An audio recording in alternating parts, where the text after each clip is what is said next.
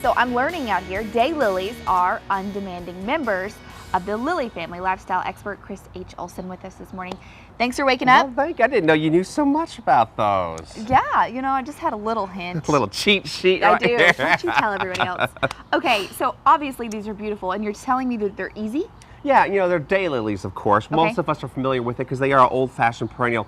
And the main reason is because they are very easy. And their Latin name or their Greek name is Hemerocallis. Oh, and fancy. what that means is beauty for a day.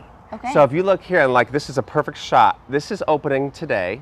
This was the flower from yesterday. So they only open for a day? One day, and then they eventually just drop the flower like that. Okay. That's the sad thing, but they're always producing more and more flowers. Okay. Now, what I love about daylilies is they spread fairly quickly. So if you want something to naturalize itself, it's a great plant in natural settings along woods areas and things like that, and just let them spread. The thing I don't like about most daylilies is when they bloom, of course, they don't last very long, maybe 3 weeks, a month or so, and then they're done for the summertime, so they look kind of grassy. So that's why I mix them with other perennials that kind of hide them during the summertime. Now, there are other varieties like this one, which is just about to open. This is Stella Deora daylily. This one looks a little different than that It's a dwarfer variety, but it's an ever bloomer, meaning it blooms on and off all summer long. So there are new hybrids out there, and there are numerous colors. I mean, there's even white. Okay. I mean, so there's not the old-fashioned oranges and yellows that we're familiar with. There's deep burgundies.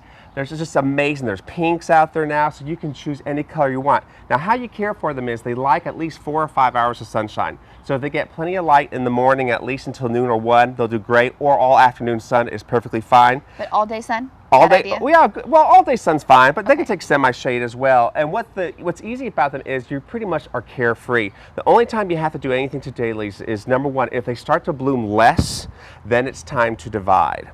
Okay. So that means you take your shovel, you take your pitchfork, you just dig out the clumps, you divide them, you replant them, you give them to your neighbors. This is how you beautify your neighborhood. You give your neighbor plants. If you give your neighbors plants, they will plant them. Okay. That's what I found. That's why my cul-de-sac looks really good, because I give my neighbors my plants. Yes, that makes sense. That's what I do. And don't forget about fertilizing. Usually they're pest-free, but there's any type of fertilizer. My favorite fertilizer, and I'm not sponsored by these people, okay? I just love this Miracle-Gro Shake and Feed because it comes with this little, all you do is go like this, that's nice. and you just spread it like that, and it comes right out. You never touch the chemical, which is what I like. Okay. This is a slow-release fertilizer.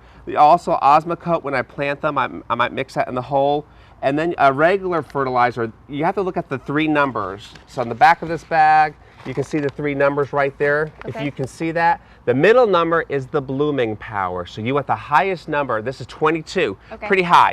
So you want to use a high phosphorus fertilizer to get them to bloom. And then that's all you have to do to make your daylilies last for years to come. I feel like a daylily connoisseur now. There you go. Thank you. I'm excited to see how these work out.